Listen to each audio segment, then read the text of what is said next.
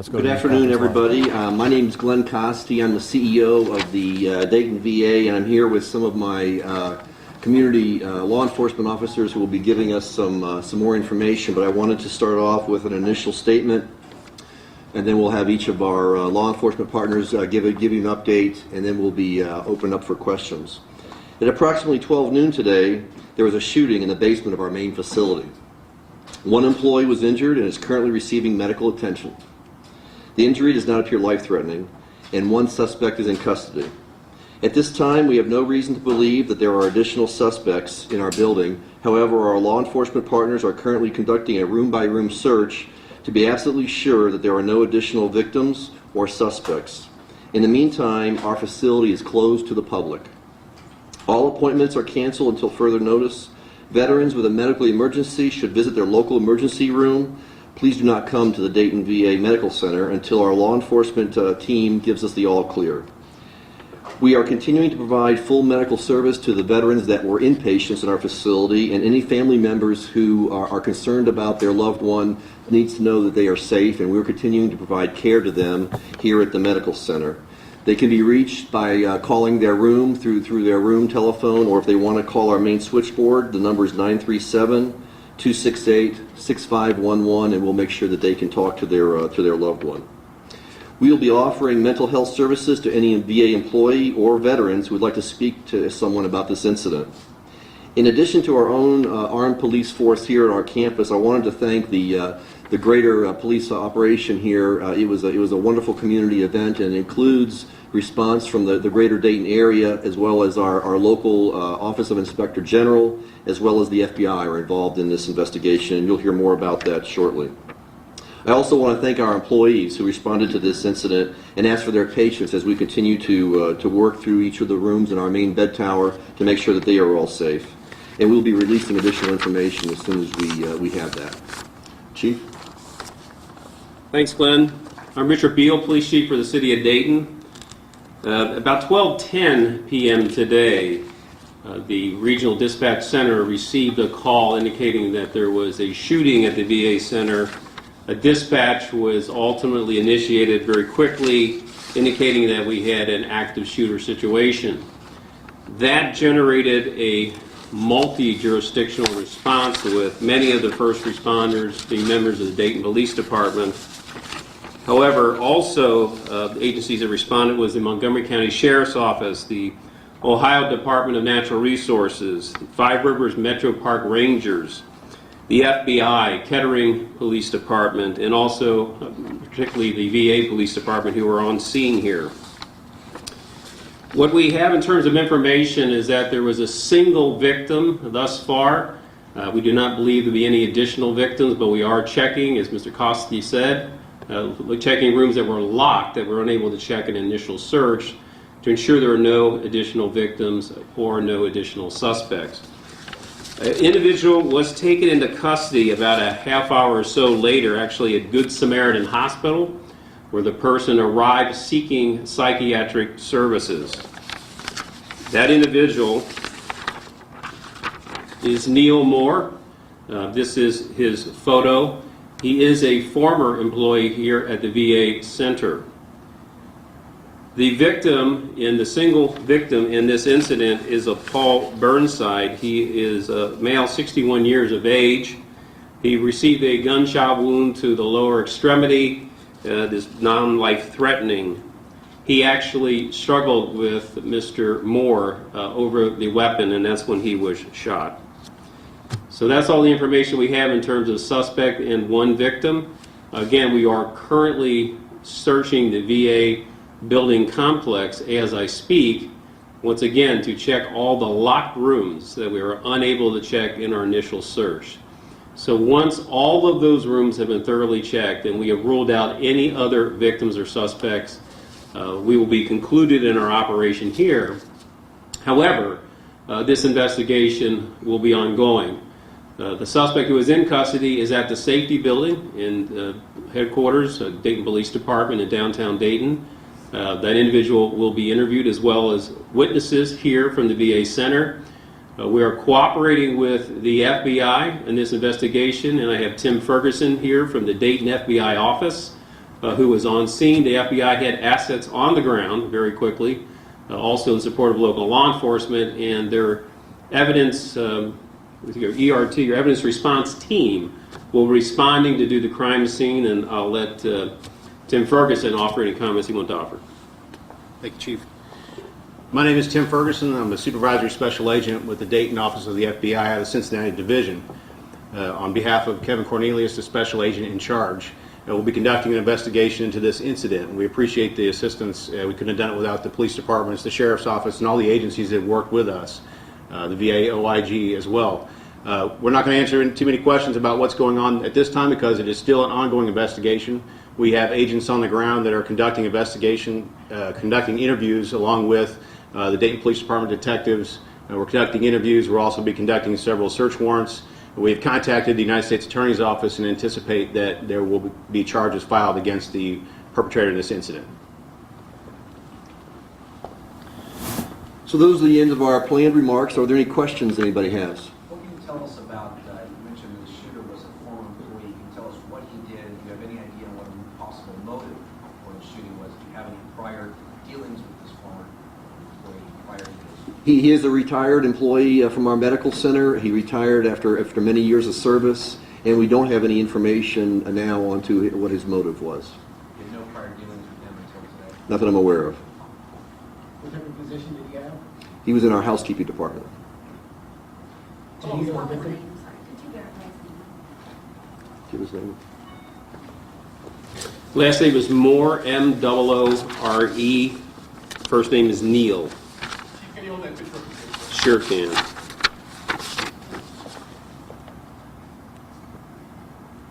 he know the victim? Mr. Moore have any kind of record?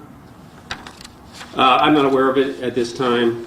Again, we're very, very early into this. We're still on scene. We're still in the middle of an operation here, so very little time to develop a lot of background information that you would be interested in. Was there an argument or anything? What led up? We really don't know. As I said, we don't really know motive at this time. There is a number of options. There are possibilities, but until we explore those and resolve that in our investigation, we won't know with certainty. So if I were to tell you now, I'd be just merely guessing, and I'm not going to do that. Do you know if he knew the victim? I believe he may have known the victim, but I don't know how well. What's in the basement? I don't go into it. In the basement of our bed tower is our support services. We have our pharmacy in the basement. Our food service department is there. A sterile distribution. Some of our warehousing operation is there. Employee locker rooms, and our medical equipment repair operation is in the basement. Where did the shooting happen? Happened in a break room in the basement area. And folks could just wait to be called out, please. Thank you. Mr. Constable, Yes, ma'am. would you please tell us how you felt that the employees responded in terms of the training they have and how they implemented it today when they heard of the shooting and how quickly everybody was put on lockdown?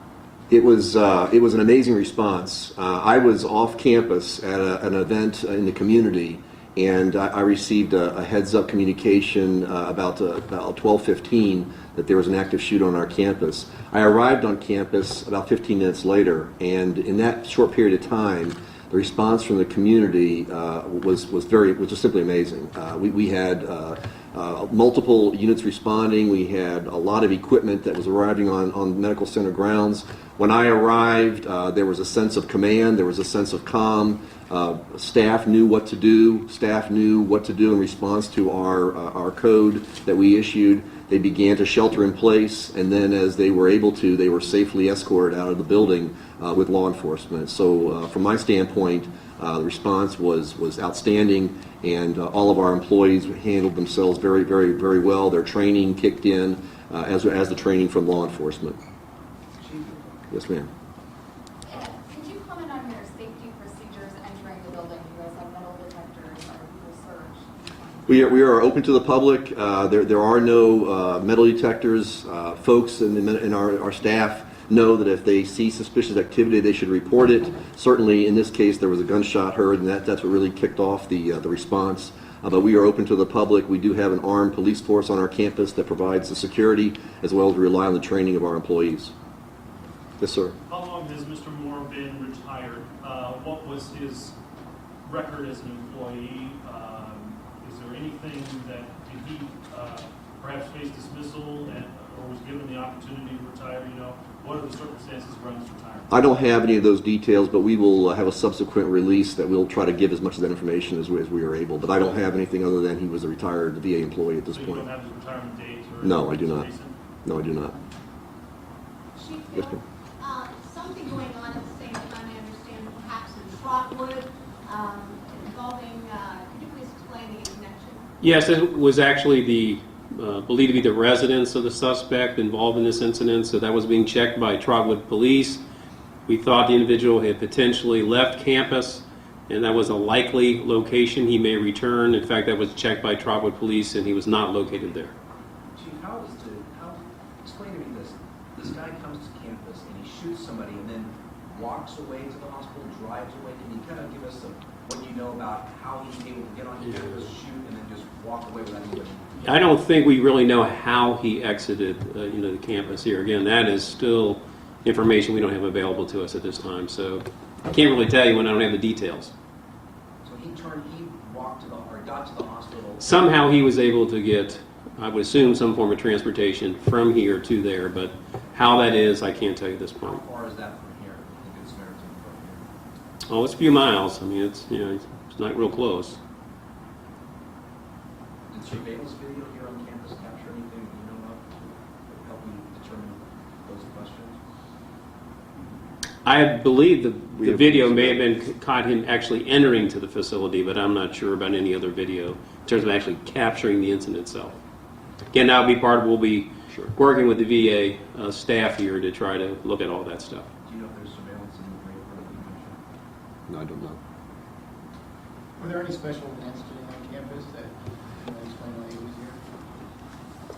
No, it was a routine day for us, a typical Monday at the VA, doing patient care, taking care of our nation's heroes, and there weren't any other special events happening at all. Yes, sir. Could you describe, to the best of your ability, the events following the shooting?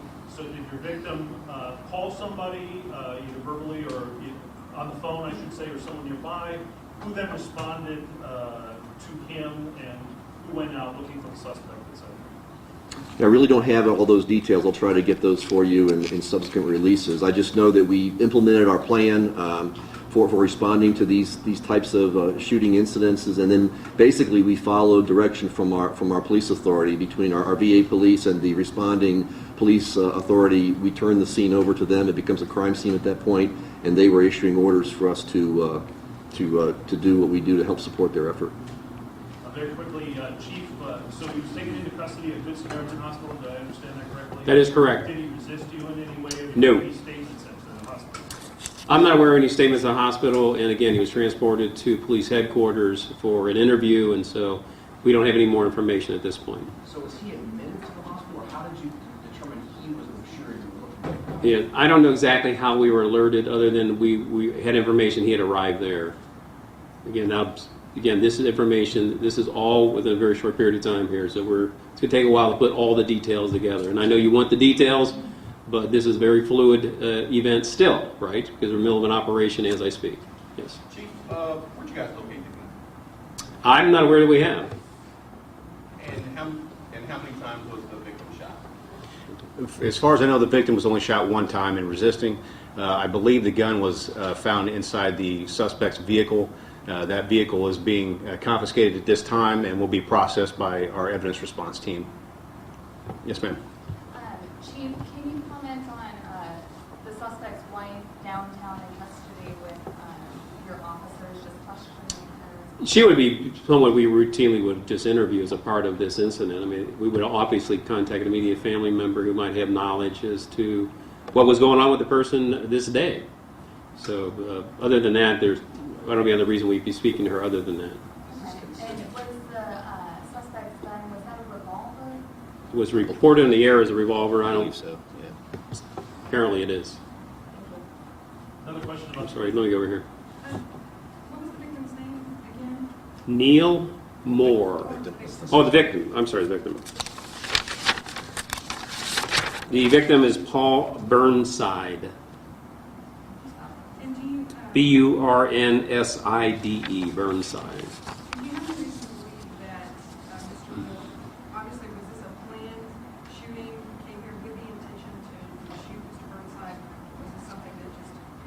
I think it is likely he came here with some intentionality to be involved in a shooting, but once again, we need to have more time to really get further along in our investigation to determine that with certainty. For the FBI, is this case considered a federal case now because it's a federal facility? Will it become a state charge? Can you tell us where are you going to be taking over this case now? Yes, we are working in conjunction with the Dayton Police Department. It will be an FBI investigation. The Dayton Police Department and other agencies are assisting us in that investigation. However, at the time charges are presented, it will most likely be presented to the United States Attorney's Office for federal charges. Mr. Constey, the relationship again, please, between Mr. Burnside and Mr. Moore, did they work together at one time? Did they even, I think the chief alluded to the fact they may have known each other. What do you know of that situation? We really don't have any information right now on that relationship. We're still gathering the facts, and we can make them available later on, but we don't have any information right now about that relationship. But that basement would have been an area in which Mr. Moore would be familiar, correct? It was a break area for employees, yes. Where was the revolver found? You said it was found in the suspect's vehicle. Where was that vehicle when it was found? I don't have any information as far as exactly where the vehicle was found at this time. I just do know that I did receive verbal confirmation that they saw a gun that was like and similar to the one that was used in this incident. Yes, ma'am. Has the medical center actually had active shooter training courses? I don't know specifically for active shooting. I just know that our emergency preparedness program is a response to a shooter on our campus, is to shelter in place and then await further instructions, which is what we did today. Training on a specific scenario, we have about 10 different emergency preparedness scenarios that we train for, and today's was an example of what we do when we are aware of an active shooter on our campus. So, We'll call it a revolver. What's the exact type of weapon, and have we traced it, and do we know anything about its background? The information about the handgun is not available at this time. We have only observed a gun that was like and similar. We have not taken the gun out of the vehicle yet. We want to obtain a search warrant first before we do that. So more information of that will be ongoing, will be forthcoming. And I will, again, just remind everyone that we have several agents and detectives that are on the ground right now that are conducting interviews, conducting searches. So a lot of these questions that you're asking, it's not that we're intending to dodge the questions, but it's just that we really don't have that information at this time. I have several agents that are interviewing victims and witnesses in the investigation, as well as the subject in this case, so we'll have some more information for you at a later time. What's the description of the vehicle? It's a pickup truck, right? A silver pickup truck, is that accurate? I believe it's a silver pickup truck. this one right here. Ages and the hometown of the victim, and the ages of both. I can tell you that Mr. Moore is 59 years of age, and Mr. Burnside is 61. I don't know where they reside. Well, hang on one second. Or Indiana.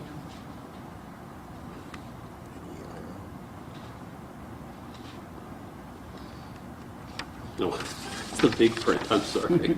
It's N-E-I-L. I'm looking for small print. It must be my old eyes. Yes. All types of patients are here, ambulatory, people who live on the grounds.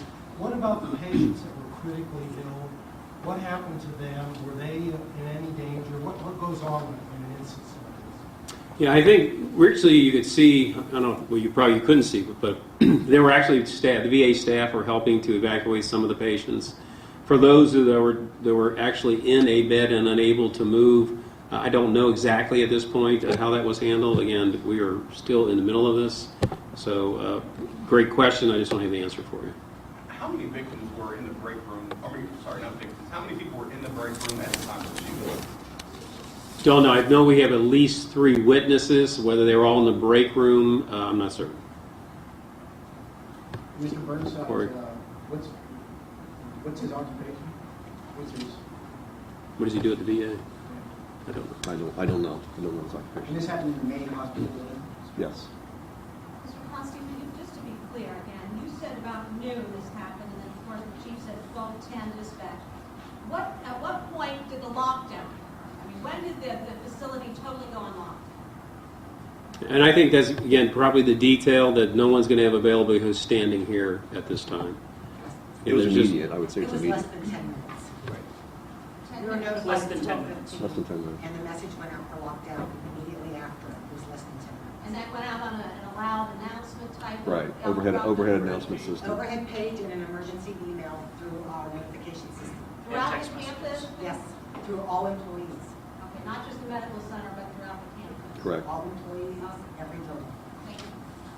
Where's Mr. Burnside now? Is he in the hospital still, or? He is still here, I being believe. treated- Being treated here. He's being treated here. Yes, Correct. What was the nature of his wounds in the leg? What type of, just superficial? Or? It's to the ankle, and that's all I can tell you. Single gunshot wound. So he was fighting with him when he got shot. That is my understanding. When somebody, do you allow people to concealed carry? All right, I think that probably does it. Yes. Nick? Thanks, everybody. Appreciate it. For follow-up questions, my name is All right, so you've been watching, listening live to the news conference at the Dayton VA Medical Center, where VA Medical Center personnel and law enforcement bringing us up to date on the exact information as we note at this hour regarding the shooting just after noon today inside the Dayton VA Medical Center facility. Mark Allen being joined now by Katie Houston. Let's kind of recap. Yeah, and of course we should stress this is still very early on in this investigation. It's 2:30 now. This all began to unfold around noon, 12:15, so we're really only a little over 2 hours into the investigation, and police were stressing that point, that they're still in the FBI as well as executing search warrants, working to get search warrants to learn more and give us more information so we can give you more information. But here's what we learned from the press conference that was just held. The CEO of the Dayton VA, Glenn Costi, said that it happened at about noon. The break room in the basement of the medical center. One employee injured, minor injuries. One suspect is in custody. He says right now they have no reason to believe there are any additional suspects or victims. The campus, though, is closed. Appointments are canceled. He says they will be offering mental health services to the VA staff who witnessed the incident. Again, the shooting happened about 12:15 in the basement break room of the medical center at the Dayton VA. And that is when Dayton Police Chief Richard Beal took the podium and informed us that the arrest took place about a half hour after the gunfire. At about 12:40 p.m., the arrest was made by a hospital security staff at Good Samaritan Hospital, and they arrested this man. We've been showing this video for the past half hour, 45 minutes. We now know his name. He is 59-year-old Neil Moore, a former employee there at the Dayton VA Medical Center. He worked in the housekeeping department. We're not sure if he retired or if he was let go for some reason, but he's regarded as a former employee at the Dayton VA Medical Center. He is now, as you see, in police custody, was walked into the safety building and is being questioned at this time. And again, he was, as the chief mentioned a couple minutes ago, and I thought this was interesting, the arrest actually occurred when Moore was brought to Good Sam seeking psychiatric services, and at that point they put two and two together and made the arrest. As far as the victim in this, one victim, thankfully just one. It is 61-year-old Paul Burnside, shot in the ankle or the lower extremity, as was first reported. He is being treated, will recover, should be fine, and was shot in the process of struggling with the gunman. So at some point there was some kind of altercation. We're not sure if Burnside just recognized the threat, recognized he was a target. We'll learn that hopefully at a later time. But that is when Burnside was shot in the ankle in the course of that struggle. And then we heard briefly from Tim Ferguson of the FBI informing us because this took place on a federal facility, they will have jurisdiction in this case, and federal charges are what Neil Moore will be facing at some point. They are now looking for search warrants. Of course, they'll be going through his home, his computer, looking for everything they can, and no motive known at this time, and the gun has been recovered. It was found in his vehicle. It is a revolver. Of course, keep it right here with 2 News, both on air and line, as we continue to learn more facts about the shooting at the Dayton VA today. Stay with us on air and online at WDTN.com. We'll see you back here soon.